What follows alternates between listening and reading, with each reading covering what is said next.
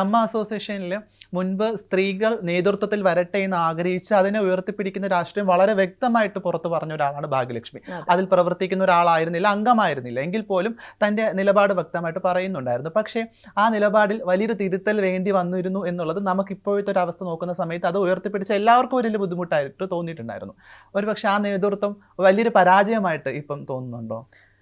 തീർച്ചയായിട്ടും അവർ മുൻപും ഇപ്പോഴും അങ്ങനെ തന്നെയാണ്. അവർക്ക് നേതൃസ്ഥാനത്ത് വരിക എന്നുള്ളതിനേക്കാൾ അവരുടെ നിലപാടുകൾ എന്ന് പറയുന്നത് എപ്പോഴും സ്ത്രീകൾക്കെതിരെ തന്നെയാണ് എന്നുള്ളത് അവർ വീണ്ടും വീണ്ടും ബോധ്യപ്പെടുത്തുകയാണ്. അപ്പം നമ്മൾ അവർക്ക് വേണ്ടി സംസാരിച്ചതൊക്കെ പാഴായിപ്പോയി എന്നൊരു തോന്നൽ എൻ്റെ ഉള്ളിലുണ്ട്. കാരണം അവരിനി ഏത് സീറ്റിലിരുന്നാലും അവർ ഇങ്ങനെ തന്നെ ആയിരിക്കും. അവർ ഒരിക്കലും സ്ത്രീകളോടൊപ്പം ആയിരിക്കില്ല എന്നെനിക്ക് ബോധ്യം വന്നപ്പോൾ ഒരു ചെറിയ വേണ്ടായിരുന്നു, അങ്ങനെ സംസാരിക്കേണ്ടായിരുന്നു എന്ന് തോന്നി. കുറേ കൂടി അവരോട്, അതായത് ഇതിനു മുമ്പ് ഇരുന്ന ഭരണസമിതിയോട് നമുക്ക് കുറച്ചുകൂടി അത് സംസാരിച്ച് മനസ്സിലാക്കിപ്പിക്കാമായിരുന്നു.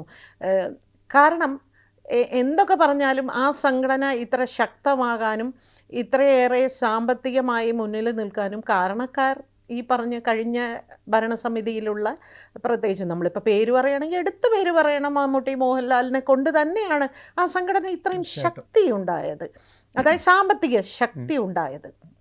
അപ്പം അവിടെ അവരോടൊപ്പം സ്ത്രീകൾ നിന്നിട്ട് പോലും അതിജീവിതയുടെ വിഷയമാണെങ്കിലും ഏത് വിഷയത്തിലും വേണ്ട രീതിയിലുള്ള എന്താ പറയുക അഭിപ്രായം അല്ലെങ്കിൽ നിലപാടുകൾ ഇവരാരും തന്നെ എടുത്തില്ല. അപ്പോൾ ഒരു പക്ഷേ നമ്മൾ വിചാരിച്ചു അവർ നേതൃസ്ഥാനത്ത് ഇല്ലാത്തത് കൊണ്ടാണ് എന്ന് ഞാൻ തെറ്റിദ്ധരിച്ചു. പക്ഷെ അങ്ങനെയല്ല, അവർ നേതൃസ്ഥാനത്ത് വന്നാലും അവർ ഇങ്ങനെ തന്നെയാണ് എന്നിപ്പോൾ മനസ്സിലായപ്പോൾ ഒരു വിഷമം. വലിയൊരു പഴഞ്ചൊല്ല് പുറമെ ബാക്കി നിൽക്കുന്നു എന്നുള്ളതാണ്. സ്ത്രീകളുടെ ശത്രു എപ്പോഴും സ്ത്രീകളായിരിക്കും എന്നുള്ളൊരു തോന്നൽ സമൂഹം പലവട്ടം പറഞ്ഞിട്ടുണ്ട്. ഒരുപക്ഷെ ഈ നേതൃത്വത്തിൽ നിൽക്കുന്ന ജനറൽ സെക്രട്ടറി അടക്കം അല്ലെങ്കിൽ പ്രസിഡന്റ് അടക്കം അവർക്ക് തന്നെ ഒരു സ്വരച്ചേർച്ചയില്ല എന്നുള്ളത് വളരെ വ്യക്തമായിട്ട് കാണാനുമുണ്ട്. ഇതിനകത്തേക്ക് നമ്മൾ പലപ്പോഴും സ്ത്രീകളുടെ നേതൃത്വം വന്ന സമയത്ത് അതിനെ ആഘോഷിക്കുന്ന എല്ലായിടത്തും ഇപ്പോൾ പലർക്കും വലിയൊരു സംശയമുണ്ട്, ഇവരുടെ പിറകിൽ പ്രവർത്തിക്കുന്നത് മറ്റൊരു മാഫിയാണോ എന്നുള്ളൊരു തോന്നലുണ്ട്. ഭാഗ്യലക്ഷ്മി ചേച്ചിക്ക് അങ്ങനെ ഒരു തോന്നലുണ്ടോ? കാരണം ഇവരെ മുന്നിൽ നിർത്തി മറ്റൊരു കൂട്ടമാണ് ഇത് ഭരിക്കുന്നത് എന്നുള്ളത്. എനിക്ക് അതിനെക്കുറിച്ച് എനിക്കൊരു വ്യക്തതയില്ല. പക്ഷെ ഒരു കാര്യം എനിക്ക് ഉറപ്പാണ്, ഒരുപക്ഷെ മമ്മൂട്ടിയോ മോഹൻലാലോ ആയിരുന്നു നേതൃസ്ഥാനത്തെങ്കിൽ ഈ ഉൾപോര് നടക്കില്ലായിരുന്നു എന്നെനിക്ക് തോന്നുന്നു. ഈ ഉള്ളിലുള്ള ഒരു പോരുണ്ടല്ലോ, പരസ്പരം അങ്ങോട്ടും ഇങ്ങോട്ടും ചെളിവാരി എറിയുക എന്ന് പറയുന്ന ഒരു ആ സാധനം നടക്കില്ല. ഇപ്പം നമ്മൾ പറയും അഭിപ്രായം പറയാൻ ഭയം ഉണ്ടായിരുന്നു അവർ ഇരുന്നപ്പോൾ എന്ന്. അഭിപ്രായം പറയാൻ ഭയമുണ്ടായിരുന്നു എന്നതിനേക്കാൾ സ്വന്തം കമ്മിറ്റിയിലുള്ളവരെ കുറിച്ച് തന്നെ ചെളിവാരി എറിയാനുള്ളൊരു ഭയം ഉണ്ടായിരുന്നു.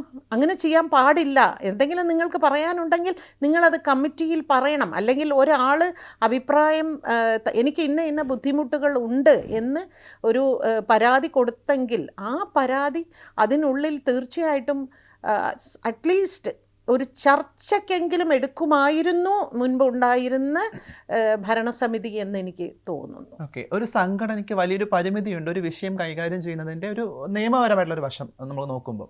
ഒരുപക്ഷെ അമ്മ എല്ലാ കാലത്തും ആവശ്യപ്പെടുന്നത് അല്ല എക്സിക്യൂട്ടീവ് അംഗങ്ങൾ പുറത്ത് മറ്റ് മാധ്യമങ്ങളോട് ചർച്ച ചെയ്യരുത് എന്ന് പറയുന്നത് അതിൻ്റെ ഒരു സൽപ്പേരിനെ ബാധിക്കുന്ന രീതിയിൽ അത് മറ്റുള്ളവർ ഏറ്റെടുക്കേണ്ട എന്ന് കരുതിയിട്ടാകാം.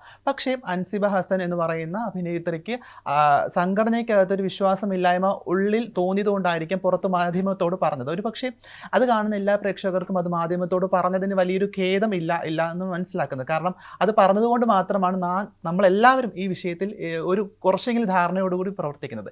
അങ്ങനെ സംഘടന ആവശ്യപ്പെടുകയാണ് എക്സിക്യൂട്ടീവ് അംഗങ്ങൾ പുറത്ത് വിഷയങ്ങൾ സംസാരിക്കരുതെന്നുള്ളത്. അതൊരു ബാലിശമായൊരു തീരുമാനമല്ലേ? കാരണം അത് അങ്ങനെ പറഞ്ഞു കഴിഞ്ഞാൽ അകത്ത് നടക്കുന്ന വിഷയങ്ങളെ അവർക്ക് എല്ലാ രീതിയിലും മാനേജ് ചെയ്യാൻ സാധിക്കുമെന്ന് വിശ്വസിക്കുന്നുണ്ടോ?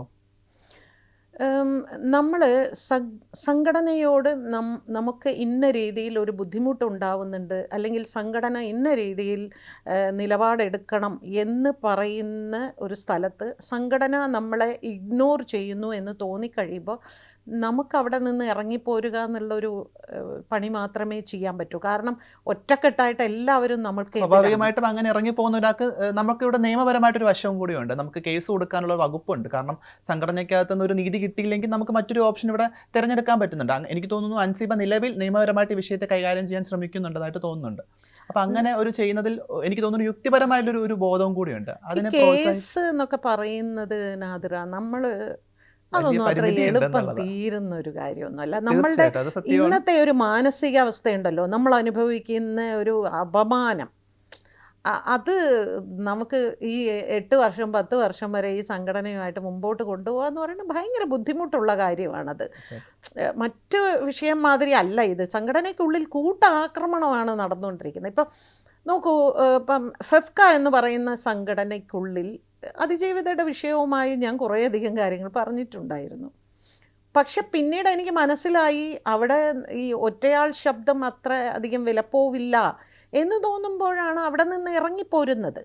തീർച്ചയായിട്ടും പണ്ട് അഴീക്കോട് മാഷ് പറഞ്ഞിട്ടുണ്ട്, ഈ ഇറങ്ങിപ്പോരുക, അതോ വിജയൻ മാഷാണോ എന്ന് എനിക്കറിയില്ല, ഈ ഇറങ്ങിപ്പോവുക, രാജിവെക്കുക എന്ന് പറയുന്നത് ഒരു പ്രതിഷേധത്തിൻ്റെ ഭാഗം തന്നെയാണ്. അത് തോൽവിയല്ല, അതൊരു പോരാട്ടം തന്നെയാണ്. അത് പോരാട്ടമായിട്ടാണ് കാണേണ്ടത്. തോന്നുന്നൊരിടത്ത് നമുക്ക് സ്വാഭാവികമായിട്ട് അവിടെ ഇരിക്കാൻ ബുദ്ധിമുട്ടുണ്ടെങ്കിൽ അതെ, ഒരാളുടെ പരാജയമല്ല അത് അയാളുടെ പ്രതിഷേധമാണ്, അയാളുടെ പോരാട്ടമാണ്. കൂടുതൽ വാർത്തകൾക്ക് news 18 Keralam YouTube channel subscribe ചെയ്യുക.